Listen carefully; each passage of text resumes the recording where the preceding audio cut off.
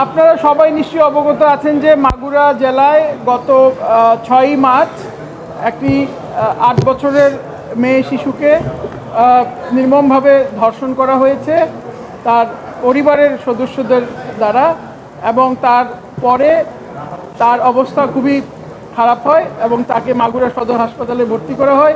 ওখানে তার অবস্থার উন্নতি না হওয়ার ফলে তারপর তাকে ঢাকা মেডিকেলে নিয়ে আসা হয় এবং সেখান থেকে ঢাকা মেডিকেল থেকে পরে সিএমএইচে ট্রান্সফার করা হয়। তার অবস্থা এখনও খারাপ, জীবন মৃত্যুর সন্ধিক্ষণে আছে এবং এই ইস্যুটা নিয়ে সারা বাংলাদেশেই বিশেষ করে মেইন স্ট্রিম গণমাধ্যম, তার মানে আপনারা এবং সোশ্যাল মিডিয়ায় সামাজিক যোগাযোগ মাধ্যমে অনেক আলোচনা সমালোচনা হয়েছে এই ইস্যুটা নিয়ে। এমনকি 2টি বিশ্ববিদ্যালয়ের ছাত্রছাত্রীরাও কালকে বিক্ষোভ করেছে।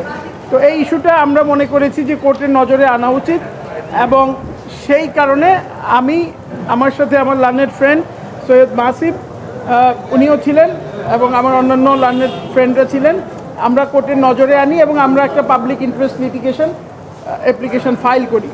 বিচারপতি ম্যাডাম জাস্টিস ফারাহ মাহবুব এবং মিস্টার জাস্টিস দেবাশিস রায় চৌধুরীর দ্বৈত বেঞ্চে আজকে সকালে এই মামলাটি আমরা ফাইল করি। ফাইল করার পরে মাননীয় আদালত এই ব্যাপারটাতে যথেষ্ট গুরুত্ব দিয়ে 1.5 ঘন্টার মধ্যে মামলাটির শুনানি শুনেছেন এবং রায় দিয়েছেন।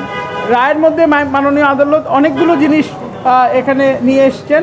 প্রথমত, যারা রেসপন্ডেন্ট আছে বিবাদী পক্ষ, সেটা হচ্ছে আইন মন্ত্রণালয়, 15 জনের মতো রেসপন্ডেন্ট আছে, আইন মন্ত্রণালয়,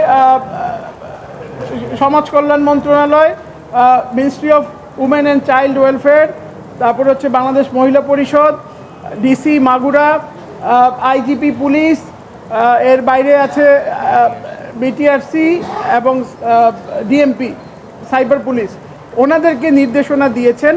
প্রথম নির্দেশনাটি হচ্ছে এই শিশু 8 বছরের শিশু যিনি ভিকটিম এবং তার বোন যার বয়স 14 বছর, সেও শিশু, এই দুইজনের যেই নাম এবং ছবি এবং ভিন্ন ভিডিও চিত্র অথবা ছবি এবং অন্যান্য কিছু যেগুলা বিভিন্ন মিডিয়ার মাধ্যমে অথবা সোশ্যাল মিডিয়ার মাধ্যমে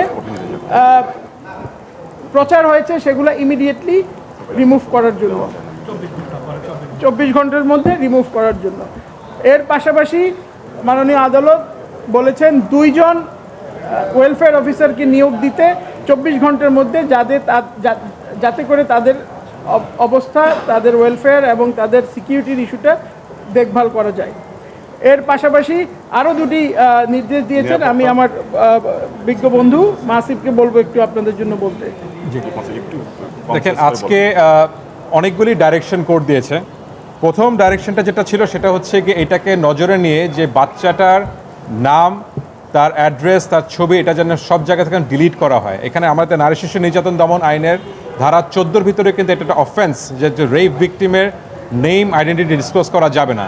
সেটা বাস্তবায়নের জন্যই বিটিআরসি আর ল এনফোর্সমেন্ট এজেন্সির উপরে ডাইরেকশন দেওয়া আছে, যাতে করে এটাকে রিমুভ করে দেওয়া হয়। এটা যদি না করা হয়, তারা যদি ব্যর্থ হন, সেই ক্ষেত্রে এই 2 গভর্নমেন্ট বডি তো পানিশেবল হবেই। এছাড়া যারা এখানে পাবলিশ করেছেন তার ডিটেলসগুলো প্রত্যেকটা ইন্ডিভিজুয়ালকে যেন আইডেন্টিফাই করে তাদের এগেনস্টে যেন আমাদের ধারাবাহিক লর আন্ডারে যেন তাদের এগেনস্টে পানিশমেন্ট নেওয়া হয়, সেটা একটা ডাইরেকশন দেওয়া আছে। কোর্ট এটা খুব স্ট্রিক্টলি এটাকে মনিটর করতে বলেছে, যাতে করে এই ধরনের সিচুয়েশন যেন কখনো না হয়।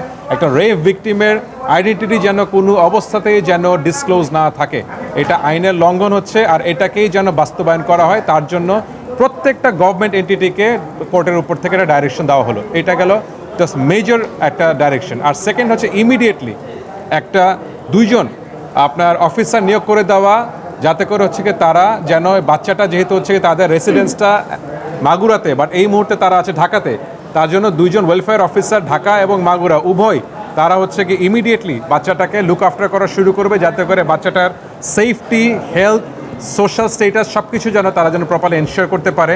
পার্টিকুলারলি যাতে করে বাচ্চাগুলো যেন কোথাও হিন্ডার্ড না হয়, কারণ এটা আমরা জানতে পাচ্ছি যে 2 জনই শিশু, আর 2 জনই হচ্ছে গিয়ে এখন একজন হচ্ছে গিয়ে বিবাহিত, তার শ্বশুরবাড়ি আছে, কিন্তু ওইখানেই অফেন্সটা হয়েছে, তো সেখানেও সেফ না। আবার তার বাবা মা অনেক জায়গায় ক্লেম করছে তারা আর্থিকভাবে দুর্বল। তো সেই অবস্থাতে আমাদের একটা কন্টেনশন ছিল যে কিভাবে বাচ্চাটার সেফটি এনশিওর করা যায়। মাননীয় আদালত এই জিনিসটা খুব সুন্দর মতো কনসিডার করেছে আর এই ডাইরেকশনটা দিয়েছে। সামনে 17 তারিখে এই মামলাটা আবার কোর্টের লিস্টে আসবে। এই 17 তারিখে একটা কমপ্লেন্স দিতে বলেছে এই প্রত্যেকটা রেসপন্ডেন্টের, তাদের উপরে যে ডাইরেকশনটা দেওয়া হয়েছে তারা কে কি কাজ করলো, কতটুকু পর্যন্ত তারা কি করতে পারলো সেটাকে কোর্টের কাছে তারা অবগত করবে। তো হ্যাঁ, বিচারের বিষয়টা হচ্ছে কি আইনের ভিতরে বলে দেওয়া আছে 180 দিন। 180 দিনের কথা বলে দেওয়া আছে। কোর্ট যখন দেখলো আইনের ভিতরে 180 দিন দেওয়া আছে, কোর্ট সেটাকে আর ট্রাভেল বাইপাস করতে পারলো না। তার জন্য কোর্ট বলে 180 দিনের মধ্যেই যেন কমপ্লাই করতে হয়, 180 দিনের মধ্যে যেন বিচারটা শেষ করা হয়। জি জি, দিবসের মধ্যে বিটিএফসি এবং সাইবার পুলিশকে বলা হয়েছে যাতে যে সমস্ত আইটেম, কন্টেন্ট, নাম, ছবি অথবা ভিডিও এইগুলোকে রিমুভ করতে, যাতে একে আইডেন্টিফাই করা না যায়। ওই নারী ও শিশু নির্যাতন দমন আইনের 14 ধারা যাতে লঙ্ঘন না হয়, সেই ধারাটা যাতে কমপ্লাই হয় সেইটার জন্য এনশিওর করার জন্য বলা হয়েছে। এবং এই ধারাটা যাতে ওয়াইডলি সার্কুলেট হয় সারা বাংলাদেশে, যে বিটিআরসি এবং সাইবার পুলিশের আছে, সাইবার পুলিশকে বলা হয়েছে। এর বাইরে আরেকটা জিনিস, ওনারা একটা উচ্চ ক্ষমতা সম্পন্ন তদন্ত কমিটি করার নির্দেশনা দিয়েছেন এবং এই তদন্ত কমিটিকে বলেছে যে একটা গাইডলাইন বানাতে, যাতে করে এই যে সারা দেশ জুড়ে এই নারীর বিরুদ্ধে সহিংসতা হচ্ছে, এই সহিংসতা দমনে ভিকটিমদেরকে সাপোর্ট দেওয়া যায়। এটাও কিন্তু